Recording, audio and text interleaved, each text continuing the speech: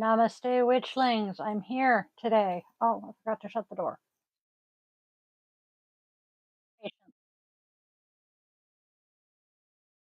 Ah, I have something I can use. Ha, there we go. Hello. Um, just a heads up. Yes, I had my surgery. I am developing hives, so I am currently waiting for a phone call from my surgical team. And if it comes while I'm doing this, well, I'm going to mute you guys and take the call. Just giving you a heads up. I am so happy to be back online. I have been bored out of my skull this week. The surgery went well. I am recovering quite well. Um, Pretty much no pain, but I'm itching like a motherfucker. Thank you, Jared. I'm just itchy, which you can see I'm all red. I have a feeling I'm allergic to the adhesive because I do have sensitivities to those, but you know what? We'll deal. I just popped some Benadryl for it. We'll see how it goes. So, Rosebud, let's get this show on the road.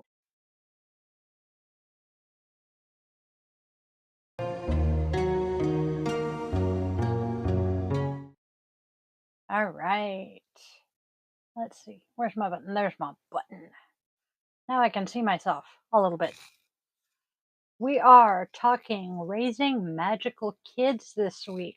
This was going to be last week's, but well, my health yet again decided it was more important. The blog for this is already up on the website. Go ahead and go check that out when we're done. Um, Magical kids, something I actually have experience with. For those of you who don't know me well, I am a mom. I have 3 kids. They are 20, 22, and 25. And I have been walking my pagan path since I myself was 18 ish, right around the time I turned 18, and I am 46 now. So my children were all raised at least somewhat on the pagan path. Um, Living with my incubator for a few years made that slightly difficult because, well, her father was an Episcopal priest. He was not a problem. He actually gave his full blessing for me to follow the pagan path. She did not. She resented it. She actually straight up asked me one night if I chose my religion just to piss her off. I did manage to bite my tongue and not ask her if she honestly thought my life revolved around her that much, but I digress. So, if you are a parent, guardian, aunt, uncle, or just, someone who likes kids and are walking a pagan path, grab yourself a cup of coffee, tea, your favorite beverage, and get comfy. We're going to chat. Raising magical children is not, it really is. Raising magical children is not all about, potions and spells and all of that stuff that everybody thinks of when they think witches. It is more about fostering a deep connection to nature, encouraging their intuition, and embracing the cycles of life. I must have done something right there because one of my kids, I joked from the time they were a young child that they were going to be my environmental activist and, do all of this stuff. They have recently started working for, I want to say it's Republic Services, which many of us know as our trash company. What a lot of people do not realize is Republic also does environmental cleanup. So my munchkin has started working on an environmental cleanup team. They have gone and done cleaning up drug paraphernalia, They have done a couple of oil spills. They have cleaned out diesel engine tanks, things like that, and they are loving it. So apparently, I did a good job of fostering, a connection to nature in that one. That is my middle child. My youngest, oh, he is all about the witchy stuff in his own way. And then my oldest just has his own path. Oh, so think of yourself as a gardener of the soul. Your kidlets are like your seedlings. They're full of potential and very eager to grow into this. So, how do we create fertile ground for their magical spirits to blossom? Well, starting starting using nature as your classroom. The house we lived in when my kids were really little, I loved this house. It had a ginormous backyard, but the best part of the backyard was we had a creek that ran through our backyard and emptied out into the bay.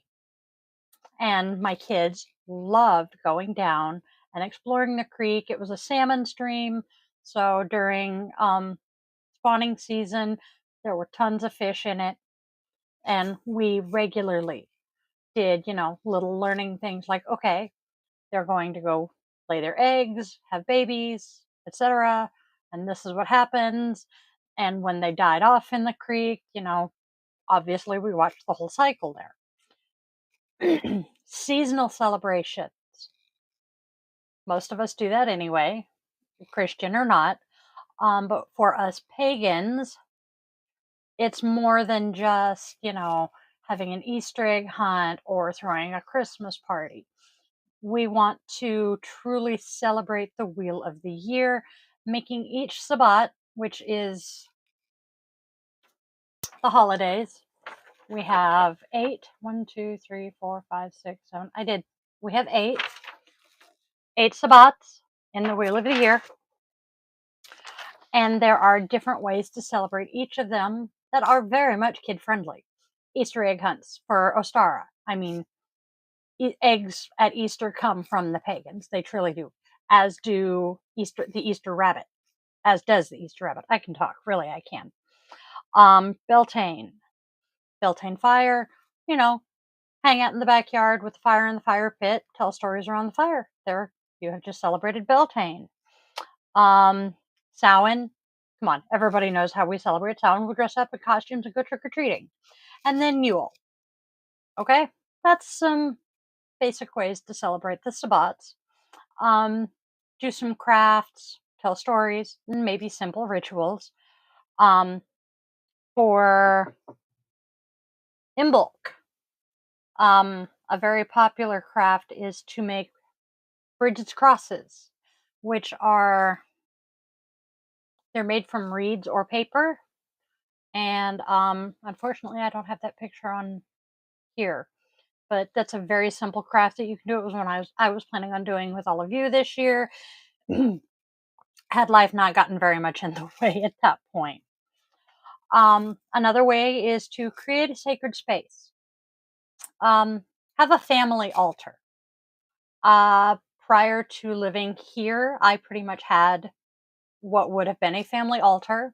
It was out in the main living space of the house. Make sure you don't have breakable things on said family altar if you have young children or furry children. Where is he? There he is. Such as him. Yeah. Dog tails are very good at clearing off tables. So, but dedicate a small corner of your home to your family altar. Let your kids participate in decorating it.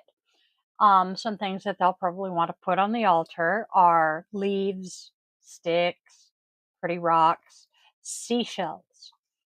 Different things that they pick up and find that, excuse me, that are aligned with the elements. And then storytelling. Share myths and legends from your tradition and, make them engaging, make sure that you're interactive with them and relevant to what's going on in your kids' lives. So, a good one would be my goddess of the day that I do with my daily draws, or telling your kids stories if you are Norse, telling them stories about Freya and her cat drawn chariot, and that she is a warrior priestess or goddess. Sorry. What's up, buddy boy? You want out? Give me just a sec. All right, come here, buddy. I'll open the door. There you go. Romp, frolic, be a puppy. Um, next, we want to be sure that we are embracing our kids' intuition and their individuality, especially if you have twins. Individuality with twins is huge. So each child is a unique, very unique spark of divinity with their own magical gifts waiting to be discovered. Such as, okay, we'll take my kids yet again. I have one who is incredibly empathic, love that. Um, my middle child, very much into nature. And then I have my youngest who is kick ass at spells. I have no idea how he does it because he never writes them out. He just does it completely by intuition. Listen to their whispers, pay attention to their interests. Do you have a child who absolutely loves animals? Maybe your kid is, big on crystals. And of course, I have moved what I was going to use as a, there it is. Maybe you have a kiddo who is big into crystals, which my oldest. So, I keep something like this around, and I've always got a selection of pretty rocks that he can carry with him whenever he needs one. Do you have a child who absolutely loves fairies? Fairies are great when you're working with kids because, hello, thank you Disney for Tinkerbell, but that is often a young child's first fairy. Um, Nurture their passions though. If you have a child who likes to write, okay, maybe you can encourage them to write out some spells or some poetry. Also, encourage their exploration, which means, give them their own divination tools. Back to my kids. My oldest had his own deck of tarot cards from a very young age. It was originally purchased for me, but that deck and I did not get along. I could not even really handle it for any length of time without wanting to throw it. But he loved it, and it actually responded quite well to him. So I gave it to him. And I have no idea where it is today, but it was definitely his first tarot deck. Um, Depending on the age of your child, maybe a pendulum, runes. Runes are awesome because oh, my nose is itchy. Kids love playing with, rocks and cards. So tarot cards and runes are amazing for young kids. Um, Respect their beliefs. This is an important one. When you have young kids, do not try to pigeonhole them into what you think they should believe. Uh-oh. Give me 1 second. That may be the call I'm waiting for.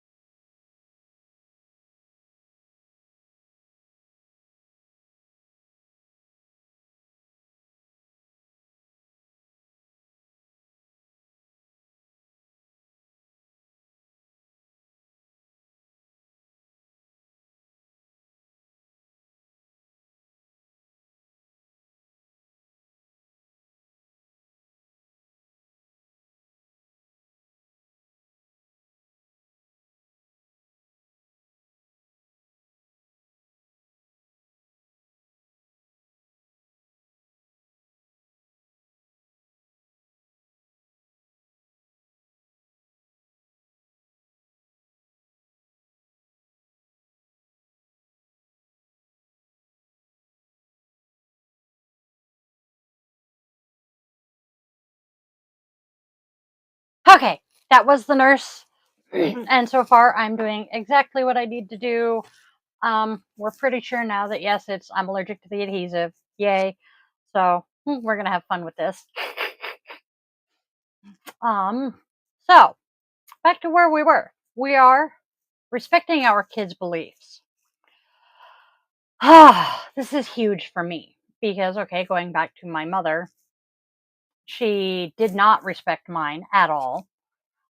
Did not respect the fact that I was trying to raise my children with my beliefs, not hers.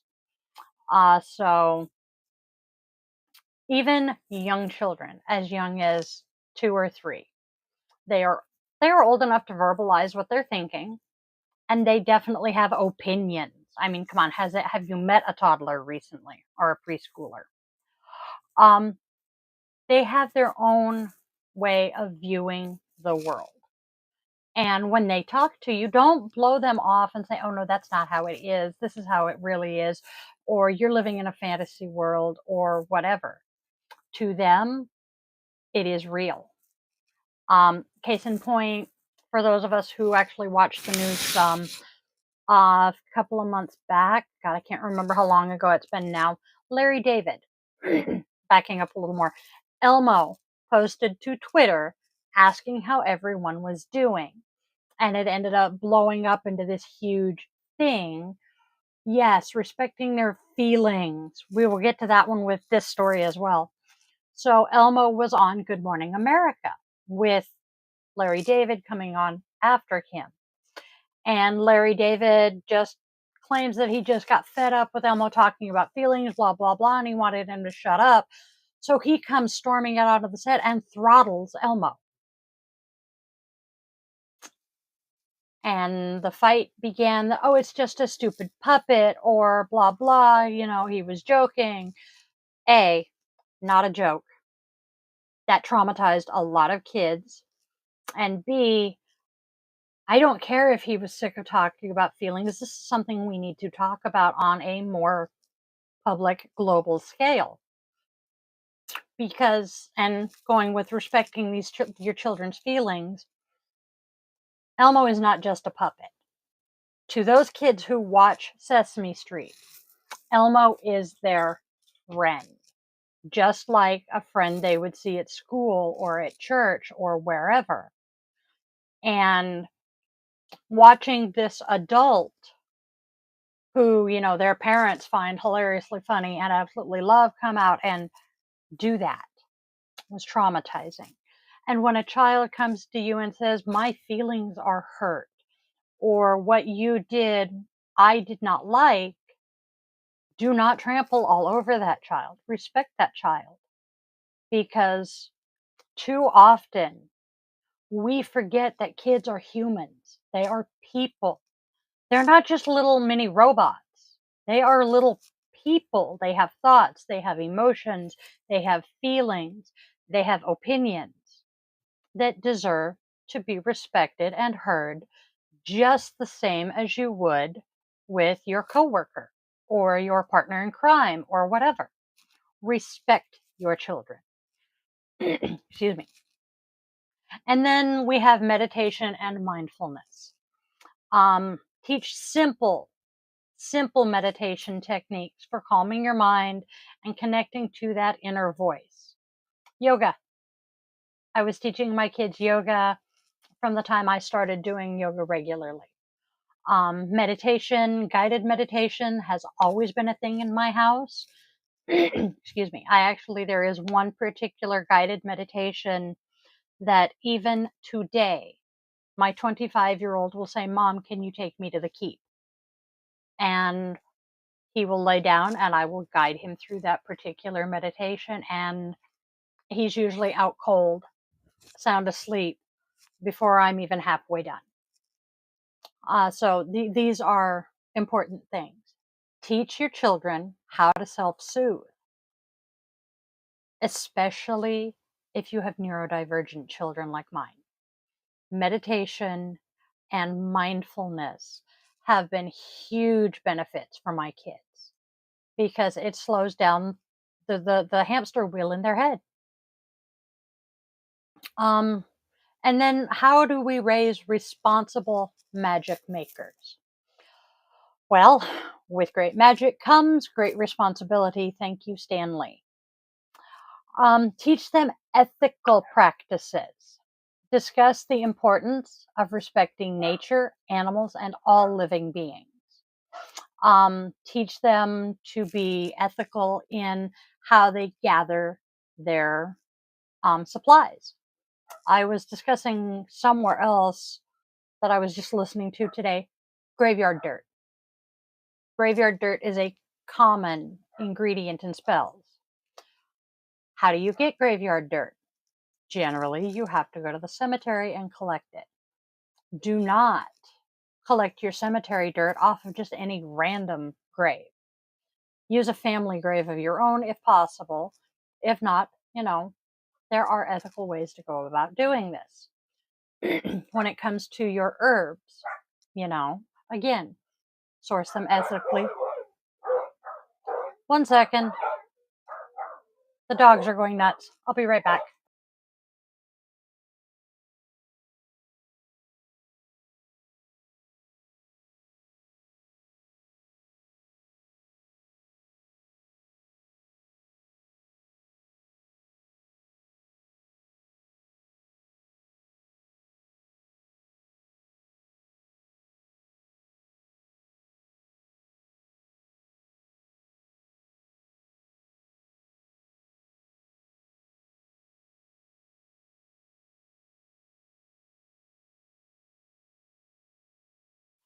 Okay, sorry. The dogs were going batshit because Dad just got home and we had a package delivered. Okay. Um, when it comes to sourcing your herbs that you use, again, be ethical about it. Be mindful of closed practices as well. White sage. Lead by example. Your children watch everything you do and they hear every word you say. So show your children how you incorporate your magic into your daily life in a mindful and ethical way. Such as, I infuse my yoga with witchcraft. I show my children that I do that by doing it, mindfully, ethically, carefully. And it takes a lot of work to do that one too. And then also community and connections. Seek out other pagan families for support, friendship, and, to share experiences.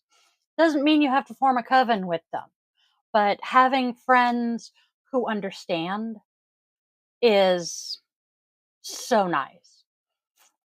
For me, I had one friend as my kids were growing up who was also a pagan parent. And we would talk back and forth constantly about how we were doing things with our kids. Well, my son wants to be in the room when I'm playing with my tarot cards and when I'm doing readings and that.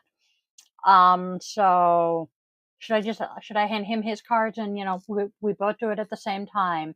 Or she would say, well, my daughter has become fascinated with interpreting dreams, and you just had an interesting dream lately. Why don't you call later and I'll have her dig out her books and we can walk through this dream that you had. So, friendship and shared experiences. We all need community. Also, and I mentioned this on the blog, there are so many places where you can find community, both online and off. I just totally remembered that I did not put a resource into that blog that I should have. Reddit has some awesome subs for pagan parenting, but if you are a family who likes scouting, like the Boy Scouts, Girl Scouts, etc., there is a scouting program for pagan kids. It is called the Spiral Scouts. And as opposed to the Boy Scouts and the Girl Scouts, which this has changed recently as well, the Spiral Scouts is not gender specific. It is co-ed, and it does a lot of the same things as the Boy and Girl Scouts, except generally not sponsored by a church. So it's really cool and really fun. to do these things. And, you know, if you're lucky enough like me to have a ritual circle on your property, include your kids in it. When you go out to do a ritual, you know, invite the kids to come with you and to participate in age appropriate ways. I mean, I'm not going to hand a 3-year-old the athame and tell them, you know, call the quarters. That waits until they're at least 13. Each of my kids, again, in the circle, each of my kids has their place that they choose to stand in the circle. They have their cardinal direction. Each of my kids has their element that they prefer to work with. Oh, my nose is driving me nuts. But, you know, let your kids develop themselves on their own. Don't try to pigeonhole them, don't try to force them. So, and also books. There is a really good list of books on the blog today or from last week um, that are aimed at pagan parents. One of them I owned at one time and I now so very much regret handing off. It is called Circle Round. It has got some amazing kid friendly rituals. It's got music, little songs in it to help teach about the elements, all of it. Fabulous book. I highly recommend any pagan parent grabbing it. Um, Raising pagan children is very much a sacred journey. It is filled with wonder, laughter, and growth. It's a chance, just a chance, to create a new generation of empowered, compassionate, and earth loving souls, which we need so badly in today's day and age. So, that is our podcast for today. I have a butt next to me. What are you doing, tookers? If you have pets, you know, you can include your pets in your rituals as well.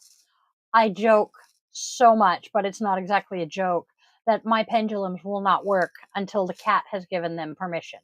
Hi, sweetheart. It's hilarious. What? You want mom, huh? Oh, okay. Come here. Hi. Yes, you're good. No, you can't lick mama. So, and see, he even took here. He has to be in the middle of it. Yes, don't you? Okay, down you go. Okay, so that is all I have to say today. And thankfully, because I'm starting to run out of spoons. So I will go take a rest because apparently I'm being told I need to go take a rest. And I hope you guys have a wonderful rest of your week. I will be doing guided meditation tomorrow. And I will see you all then. Namaste, my witchlings.